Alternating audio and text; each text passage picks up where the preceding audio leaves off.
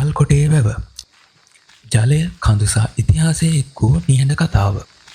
ශ්‍රී ලංකාවේ පුරාණ වියලි කලාපයේ රජවරුන්ගේ ඉතිහාසයත් වාර ශිෂ්ටාචාරයත් එකට ගැටුණු භූමියක කාලය නිහඬව ගලා යන ස්වභාවමය කතා කරන තැනක් තියෙනවා. ඒ තමයි තල්කොටේ වැව. මාතලේ දිස්ත්‍රික්කයේ සීගිරිය සහ පිදුරංගල යන ඓතිහාසික කඳුවැටි දෙක ආසන්නයේ පිහිටි තල්කොටේ වැව ජල ගබඩාවක් නොවේ. මෙය ශ්‍රී ලංකාවේ පුරාණ වාර සංස්කෘතියක්, ස්වභාව සෞන්දර්යයක් එකට ගැටෙන ජීවිතය රැකගත් ජල පද්ධතියක ජීවමාන සාක්ෂියක්. ජනප්‍රවාදයටත් පුරාවිද්‍යාත්මක මතයන්ටත් අනුව ඈත අතීතයේ පිදුරංගල කඳු මුදුනේ වැසි ජලය එකතු කර ගැනීම සඳහා විශේෂිත ජල එකතුකාරක පද්ධති, ඒ කියන්නේ කානු සහ ජලනාලිකා නිර්මාණය කර තිබූ බව සඳහන් වෙනවා. කන්දේ පැතලි පුස්ත්‍රයේ කැපූ මෙම කානු මගින් වැසි ජලය පාලිතව පහළට ගලාගෙන ගොස් අවට පහත් භූමියක එක් ස්ථානයකට රැස් කරගෙන ඒ එකතු කළ ජලය ගොවිතැනටත් ජනජීවිතයටත් යොදාගත් බවට සඳහන්.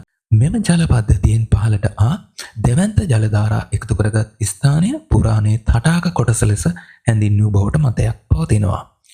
කාලයත් සමග මෙම වචනය ව්‍යවහාරයෙන් පරිවර්තනය වෙලා තටාක කොටේ, තල් කොටේ යන නමින් හැඳින්වෙන්නට පටන්ගෙන ඇතැයි විශ්වාස කරන්න පුළුවන්. තවත් ජනප්‍රවාදයකට අනුව මෙම ප්‍රදේශයේ අතීතයේ තල්ගස් බහුලව පැවති නිසා තල් යන වචනයද නමේ ආරම්භයට බලපෑම් කර ඇතැයි කියවෙනවා. පුරාණ සිංහල භාෂාවේ කොටේ යනුවෙන් හඳුන්වා ඇත්තේ වටකරගත් ගම් කොටසක් හෝ ආරක්ෂිත ප්‍රදේශයක් හෝ කුඩා පරිපාලන කොටසක් හැඳින්වීමට. එහෙම බැලුවොත් තල්ගස් තිබූ වටකල ගම් කොටස තල් කොටේ වුණා විය හැකියි. අදටත් මේ වැව අවට ගොවිතැනට ජලය සපයනවා පරම්පරාවක් ගණනාවක් පුරා.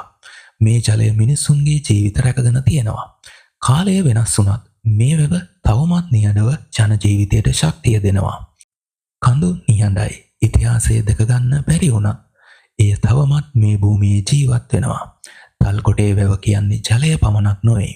ඒක කාලයේ මතකයක්. සමහර තැන් බලන්න නෙවෙයි, දැනෙන්නම තියෙනවා. තල්කොටේ වැව ඒ වගේ තැනක්. ඒ වගේම සීගිරිය සහ පිදුරංගල එකම ප්‍රේම් එකකින් බලන්න පුළුවන් වීම තමයි මේ තැනේ ලොකුම හයිලයිට් එක ලෙසට සංචාරකයන් අතර ජනප්‍රිය වෙලා තියෙනවා. ඒ සඳහා කයක් රයිඩින් මගින් වැව මැදට ගමන් කිරීම බොහෝ සංචාරකයන් අතර සුලභ දර්ශනයක්. පිදුරංගල කඳු මුදුනෙන් වැටෙන වැසි බිඳුවක් පවා අවසානයේ තල්කොටේ වැව තුළ ජීවිතයක් බවට පත් වෙයි.